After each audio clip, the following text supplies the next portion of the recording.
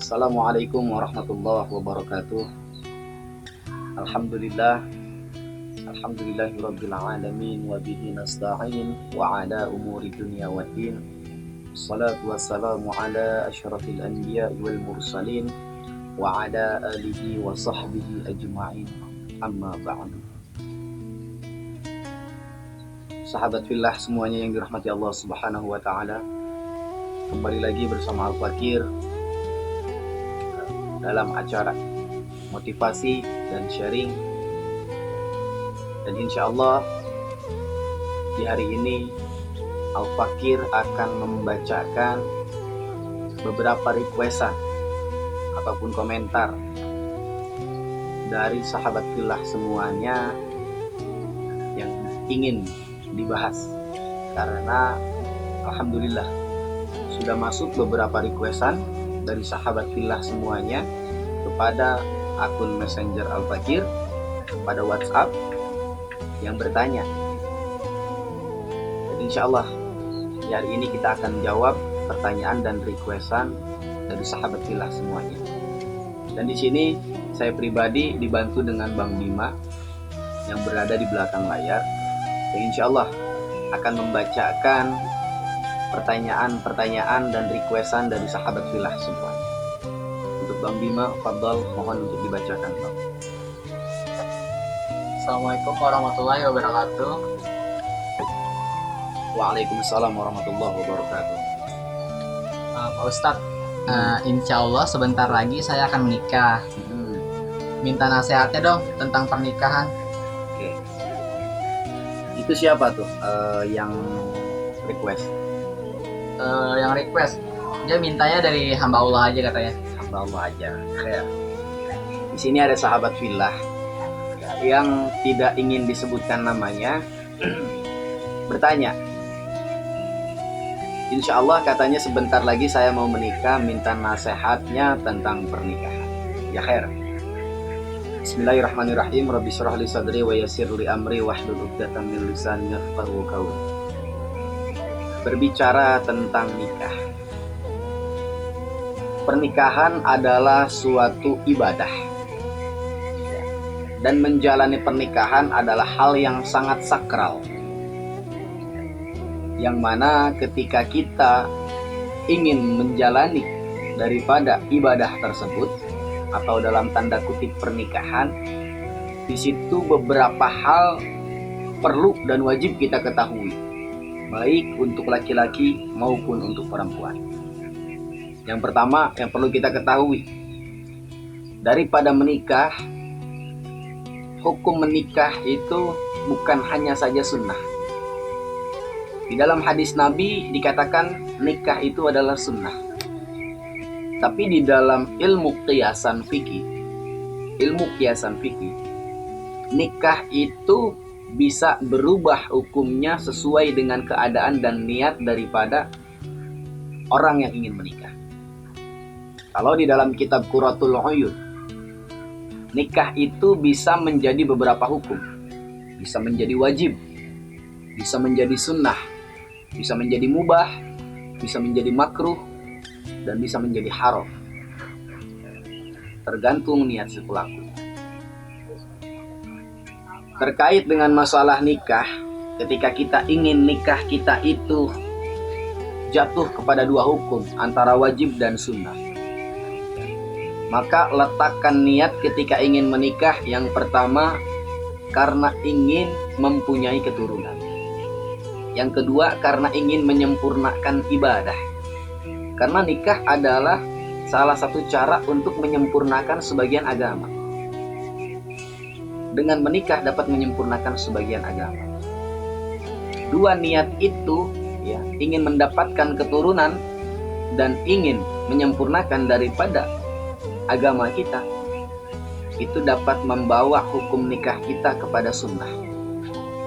Namun ketika kita tidak mampu menjaga syahwat kita, makanya ingin segera menikah agar terhindar daripada perzinahan, maka hukumnya wajib untuk menikah. Apabila kita sudah mampu dan kita tidak mampu menahan syahwat kita, maka wajib hukumnya untuk menikah. Dan nikah itu bukanlah hal yang mudah untuk dijalani. Bukan hal yang mudah. Makanya perlu yang namanya pemahaman yang sangat matang. Ketika kita ingin menikah, pikirkan baik-baik. Pikirkan baik-baiknya adalah yang pertama, sudah pantaskah kita untuk menjadi seorang imam dalam memimpin istri kita kelak? Sudah pantaskah kita untuk menjadi seorang istri dalam menjalani kewajiban kita kepada suami? Ketika kita sudah mampu siap di dalam mental, dalam melaksanakan kewajiban kita sebagai suami kepada istri, sebagai istri kepada suami, maka segerakan untuk menikah.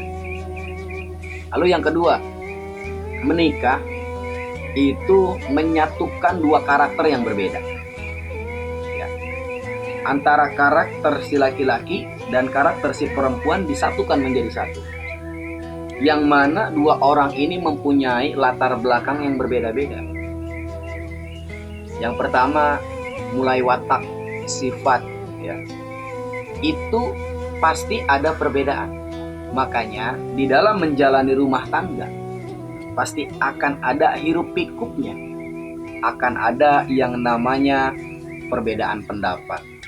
Akan ada yang namanya perdebatan, akan ada yang namanya keributan. Namun, di balik perbedaan tersebut, itu adalah pelajaran untuk kita bagaimana cara kita menyikapi. Karena banyak di zaman sekarang tuh, orang yang nikah, asal nikah tapi tidak mempunyai ilmunya, tidak tahu bagaimana cara menjalaninya. Mendapatkan masalah sedikit, ribut. Ketika ribut, sama-sama ego, saling menyalahkan. Ketika saling menyalahkan, merasa paling benar sendiri, akhirnya apa? Tidak banyak zaman sekarang yang sudah main pukul sendiri, ya. Istrinya dipukul, suaminya dipukul, banyak. Dan biasanya ketika kita tidak mampu menyikapi perbedaan antara suami dan istri, ujung-ujungnya pasti akan jatuh dalam perceraian. Sedangkan di dalam Al-Quran, satu perkara yang sangat dibenci oleh Allah apa? Yakni perceraian. Maka dari itu, hindari ketika kita sudah menikah, hindari yang namanya perceraian. Pertahankan rumah tangga, kurangi keegoisan. Ya, karena kalau sebelum yang namanya menikah, sebelum menikah, itu belum keluar sifat buruknya, belum keluar kekurangannya, belum terlalu tinggi egoisme. Tapi nanti setelah menikah, setelah merasa bahwasanya saya itu adalah suami kamu, saya itu adalah istri kamu, di situ akan muncul sifat-sifat egoisme. Sifat-sifat egoisme baik dari laki-laki maupun perempuan. Di situ kita harus mampu mengkaji dan harus mampu mencari solusi bagaimana cara kita dalam menjalani pernikahan tersebut. Karena nikah itu di dalam bahasa Arab hurufnya ada 3, nun, kaf, sama ha. Yang mana menurut beberapa ulama, nun, kaf, sama ha itu adalah harful wasilah, huruf wasilah, huruf yang mempunyai makna. Yang pertama, nun, ya, nikah. Dalam bahasa Arab diawali dengan huruf nun. Nun yang pertama adalah nikmatullah, nikmat dari Allah. Makanya kalau yang namanya pengantin pertama, itu masih jatuhnya ke dalam nikmatullah, nikmat dari Allah. Diberikan kenikmatan waktu masih jadi pengantin pertama. Dikit-dikit pengen dimanja sama suami, dikit-dikit pengen dimanja sama istri. Karena apa? Masih merasakan kenikmatan. Bahkan ibaratnya dicubit sama istri, dicubit sama suami, nggak akan pernah marah. Enggak, karena apa? Karena masih manja-manjanya. Karena masih Allah berikan nikmat di dalam pernikahan. Nah, makanya ketika orang awal baru nikah 1 tahun 2 tahun itu masih diberikan kenikmatan oleh Allah. Waktunya bermesra-mesraan, romantis-romantisan. Tapi ingat, ya, ketika kita diberikan nikmat Allah, cepat syukuri. Jangan takabur, jangan lupa untuk disyukuri. Setelah huruf nun, datang huruf kaf sama ha. Yang mana di situ kaf sama ha bermakna karohah. Karohah itu kebingung. kepusing. Setelah menikah nanti akan menemukan rasanya bingung, rasanya pusing. Iya. 2 tahun, 3 tahun mungkin dapat nikmatullah, nikmat dari Allah. Setelah di atas 3 tahun atau 5 tahun akan ada datang yang namanya rasa bingung. Akan ada datang yang namanya rasa pusing. Dari mana datangnya itu? Pertama, dari ekonomi. Kedua, dari anak. Ketiga, dari internal keluarga. Nanti akan banyak ujian dan cobaannya yang membuat kita bingung, yang membuat kita pusing. Ketika kita mendapatkan karohah, di situ mental kita diuji. Sebagaimana dan sejauh mana kita mampu mempertahankan rumah tangga tanpa menyakiti hati suami dan istri kita. Di situ akan mulai muncul keluar daripada egoisme, keluar daripada sifat-sifat buruknya, keluar daripada kekurangan daripada pasangan kita akan terlihat. Ketika keluar kekurangan dari pasangan kita, maka tutupi kekurangan tersebut dengan kelebihan yang kita punya. Karena yang namanya menikah, istri mempunyai kekurangan, suami mempunyai kekurangan. Istri mempunyai kelebihan dan suami akan mempunyai kelebihan. Yang mana kelebihan suami untuk menutupi kekurangan istri, kelebihan istri untuk menutupi kekurangan suami. Bahkan dikatakan di dalam suatu hadis bahwasanya suami istri itu harus mampu saling menutupi. Layaknya seperti pakaian. Seorang istri harus mampu menjadi pakaian seorang suami harus mampu menjadi pakaian seorang istri. Maksudnya gimana? Harus mampu saling menutupi aib masing-masing. Jangan membukakan aib istrinya, jangan membukakan aib suaminya. Gak boleh. Kita tahu aib kekurangan suami kita tahu kekurangan dan keburukan istri kita, jangan pernah kita umbar. Karena sejatinya rumah tangga yang sakinah, mawaddah, warahmah akan tercipta ketika seorang suami memberikan pengertian, perhatian, dan kasih sayang, dan seorang istri mampu melaksanakan kewajibannya, memberikan kasih sayang, dan mampu melaksanakan daripada kewajiban seorang istri tersebut dengan tulus dan ikhlas. Ingat, dengan tulus dan ikhlas, bukan dengan keterpaksaan. Dan jangan pernah seorang istri memposisikan diri ingin berada di posisi suami. Maksudnya, jangan pernah seorang istri memposisikan dirinya ingin menjadi pemimpin di dalam rumah tangga. Jangan. Karena itu bertentangan dengan Allah, dengan syariat Islam. Kata Islam, ar-rijalu qawwamuna 'alan nisa. Lelaki itu adalah pemimpin bagi kaum perempuan. Jadi ketika kalian seorang istri, jangan pernah kalian ingin merubah kehendak tersebut. Kalian ingin menjadi pemimpin di dalam rumah tangga, enggak. Tetap yang harus menjadi pemimpin adalah seorang suami. Dan ingat, seorang suami pun tidak boleh seenaknya. Tidak boleh seenaknya, tidak boleh semaunya, mentang-mentang dia menjadi pemimpin rumah tangga, dia memperlakukan istrinya seenaknya. Berkata-kata kasar, berkata-kata kotor, ya. Bahkan berlaku keras kepada istri, melakukan kekerasan, nggak boleh. Mentang-mentang kamu pemimpin di dalam rumah tangga, kamu bisa seenaknya memukul istri, mohon maaf. Tidak semuanya harus menggunakan kekerasan. Banyak ceritanya masuk ke telinga saya, didengar di zaman sekarang. Setiap rumah tangga bercerai karena kasus apa? KDRT, kekerasan dalam rumah tangga. Ingat, haram hukumnya seorang laki-laki memukul seorang istri tanpa sebab musabab yang pasti dan di luar syariat Islam. Seorang suami boleh memukul istrinya apabila dia tidak sholat. Boleh. Di dalam Islam boleh. Tapi memukulnya pun bukan ditonjok, bukan ditampar. Ambil kayu, jepretin ke kakinya, udah. Bukan hanya dipukul itu, dipukul pakai kekerasan, bukan. Ketika istri kita nggak mau sholat, ketika istri kita susah diajak ibadah, ya, jepret aja nggak apa-apa, boleh di dalam Islam dijepret pakai kayu atau pakai lidi nggak apa-apa, asal jangan dipukul pakai tangan ke muka nggak boleh, haram hukum. Segala hal yang dapat membahayakan jiwa seorang wanita, maka haram hukum. Makanya hindari daripada kekerasan kepada seorang istri, jauhi sifat tersebut. Jangan pernah kalian menyakiti hati istri kalian,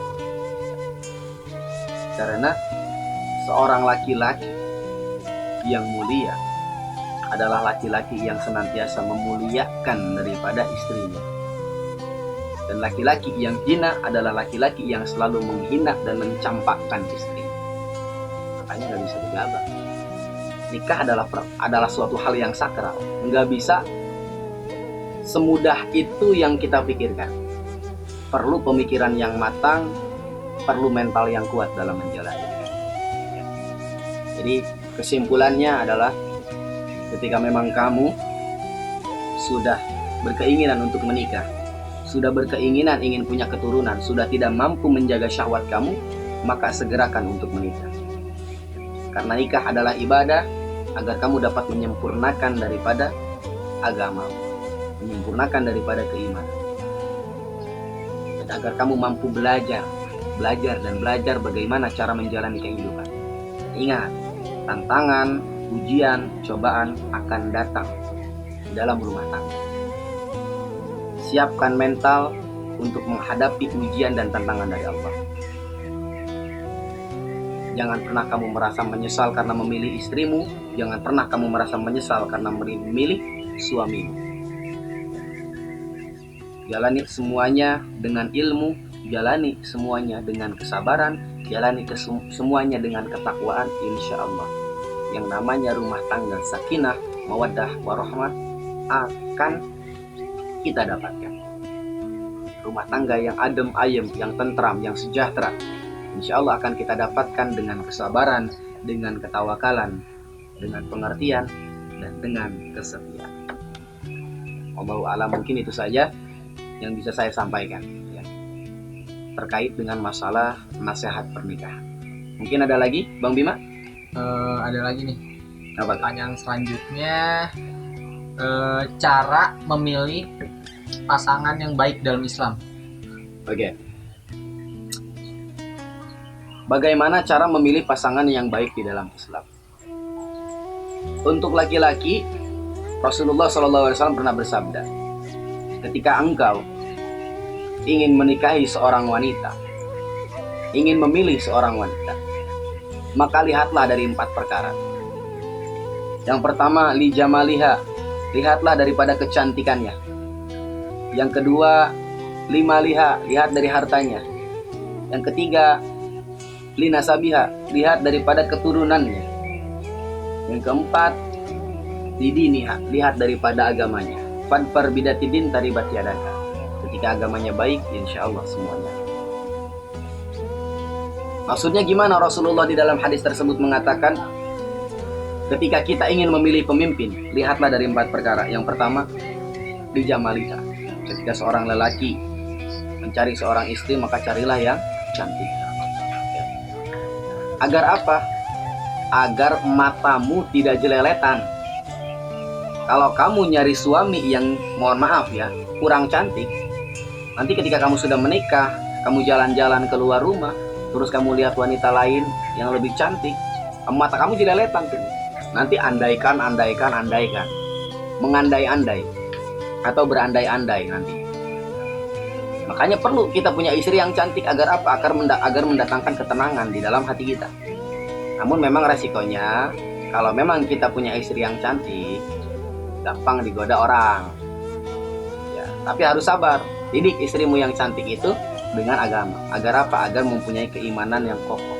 Gak gampang dirayu orang, gak gampang digoda orang ya. Yang pertama, carilah daripada orang yang cantik. Yang kedua, lina sabiha, carilah yang nasabnya limaliha, carilah yang hartanya baik, yang hartanya kaya raya ya, yang sugih, yang kaya. Agar apa? Agar mendatangkan ketenangan di dalam rumah tangga dan melaksanakan ibadah dengan khusyuk. Kalau kamu mampu mencari istri atau laki-laki yang kaya, carilah yang kaya. Carilah yang kaya. Agar apa? Agar mendatangkan ketenangan ibadah. Maksudnya ketenangan ibadah apa? Kamu nggak usah susah payah lagi banting tulang untuk bekerja, ya, untuk bekerja. Kamu tinggal cukup, yang penting kita punya uang untuk beli beras, beli makanan, gitu ya. Kita punya rumah, udah punya rumah, jadi kita bisa tenang ibadah, agar mendapatkan ketenangan dalam ibadah. Dalam menjalani rumah tangga akan tenang. Gitu. Karena di zaman sekarang banyaknya perceraian, banyaknya bentrok di antara suami istri apa? Karena faktor ekonomi. Karena kekurangannya uang, suami kurang uang, wanita bibirnya manyun. Biasanya gitu ya, tung keripit ahai urat bawang katanya. Kalau suami nggak punya duit gitu ya, ke suami ngajak perang. Kebanyakan istri zaman sekarang gitu. Makanya penting kita nyari suami yang kaya, suami atau istri yang kaya, karena akan mendatangkan ketenangan dalam ibadah. Bagaimana nggak tenang kalau kita punya pasangan yang kaya? Pengen apa-apa tinggal beli, tenang ibadah. Terus yang ketiga, dinasabiha, carilah yang nasabnya baik. Maksudnya apa? Kalau kita ingin memilih daripada pasangan kita, baik laki-laki maupun perempuan, lihat nasabnya, dia punya ayah. Lihat latar belakang ayahnya itu apa, latar belakang ibunya itu apa. Dia punya kakek, lihat kakeknya itu siapa. Karena apa? Nasab yang baik, insya Allah akan menurunkan nasab yang baik juga untuk kita. Kalau misalkan kita pasangan kita punya orang tua yang soleh, punya kakek yang soleh, keluarganya ahlul ibadah, taat agama, insya Allah ketika kita punya anak pun nanti akan mempunyai anak yang soleh.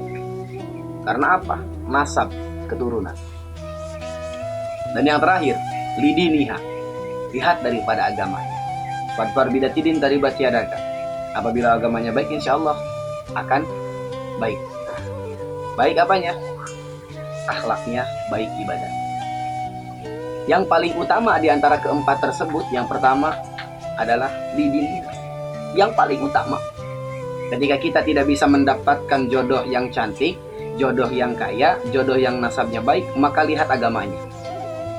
Maksud agamanya di situ adalah yang pertama ibadahnya, lihat sholatnya, lihat puasanya, ya.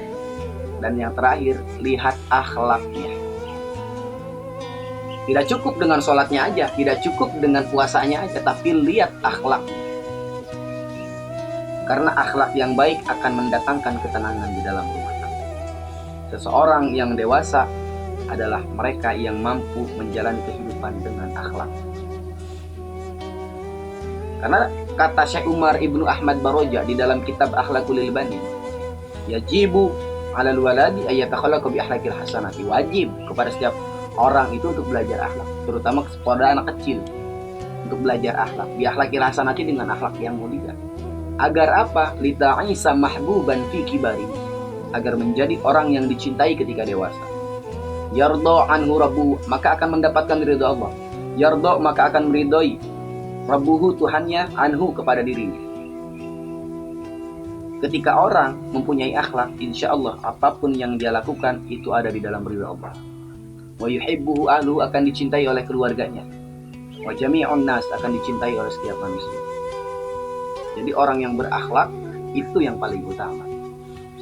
Karena laki-laki yang mempunyai agama yang kuat, ibadah yang kuat, akhlak yang kuat, insya Allah laki-laki tersebut dapat menciptakan rumah tangga yang sakinah, rumah tangga yang mawaddah dan warahmah. Rumah tangga yang penuh keademan, tentram, kasih sayang, insya Allah. Itu akan mendatangkan hal tersebut ketika seorang istri mempunyai akhlak yang baik, seorang suami mempunyai akhlak yang baik. Jadi di dalam memilih jodoh nggak bisa asal-asalan. Jangan mudah kita tergoda hanya karena ketampanannya saja. Tampan akan ada masanya. Mungkin di umur 20-30 tahun masih tampan, tapi mohon maaf, di umur 40 tahun mulai keriput, di umur 50 tahun mulai tua, udah hilang ketampanan ini. Jangan tergoda hanya karena cantiknya saja. Di umur 20 tahun, di umur 30 tahun sama, mungkin masih ada cantiknya. Tapi itu hanya bersifat sementara. Sekalipun kita rawat, kita jaga, ya, di bedak, di lipstik, ya, di shadow dan lain sebagainya. Terus tiap hari tetap waktunya peot akan peot, waktunya keriput akan keriput. Jangan terpatok pada hanya kecantikan, jangan terpatok hanya pada ketampanan. Patoklah seseorang atau jodoh kita atau calon kita daripada hatinya. Cari yang agamanya baik, cari yang cintanya tulus, dan cari yang memang laki-laki tersebut dan wanita tersebut patuh kepada orang tua. Ingat, ya, ketika seorang wanita patuh kepada istrinya, patuh kepada orang tuanya, maka insya Allah wanita tersebut ketika engkau nikahi dia akan patuh kepada kamu sebagai suaminya. Dan begitupun seorang istri harus mampu melihat seorang suami. Ketika seorang suami, calon suamimu itu patuh kepada kedua orang tuanya, taat kepada kedua orang tuanya, tanggung jawab kepada kedua orang tuanya, insya Allah dia akan bertanggung jawab zahiriyah batiniyah dunia wal akhirah kepada dirimu sebagai istri. Lihat juga akhlaknya kepada orang tua. Biasanya di zaman sekarang, giliran sama pacarnya baik, perhatian, tapi sama orang tuanya sendiri masa bodoh. Giliran pacar ditanya, sayang udah makan belum, udah sholat dan lain sebagainya, tapi orang tuanya jarang dia tanya, mah udah makan belum, mah jangan lupa makan ya, mah istirahat dulu. Jarang. Cari yang seperti itu. Bukan hanya perhatian kepada dirimu, tapi perhatian kepada orang tuamu. Kalau dia cuma hanya perhatian kepada dirimu, maka dia hanya karena punya keinginan kepada dirimu. Berarti akhlaknya masih belum punya. Kalau orang yang punya akhlak, dia memberikan perhatian dulu kepada orang tuanya, baru memberikan perhatian kepada dirimu. Dia taat kepada orang tuanya, insya Allah dia akan taat kepada. Lihat akhlaknya, karena itu yang paling penting. Al-adab fauqal ilmi. Akhlak dan adab itu hakikatnya lebih tinggi daripada ilmu. Ya. Makanya utamakan cari yang akhlaknya baik. Insya Allah ketika akhlaknya baik, mampu mendatangkan ketenangan dan mampu memberikan kesetiaan dan cinta yang tulus kepada diri. Ya, mungkin itu. Ada lagi? Alas. Untuk saat ini cukup. Dua ya. Untuk saat ini 2 pertanyaan yang kita bahas ya. Insya Allah next time berikutnya kita akan bacakan kembali beberapa pertanyaan dari sahabat Villa. Mohon maaf apabila ada yang request dan belum sempat kita bacakan di sini. Insya Allah di lain waktu kita akan bacakan dan kita akan jawab pertanyaannya dan requestannya ya. Akhirul kalam wal afa minkum. Wassalamualaikum warahmatullahi wabarakatuh.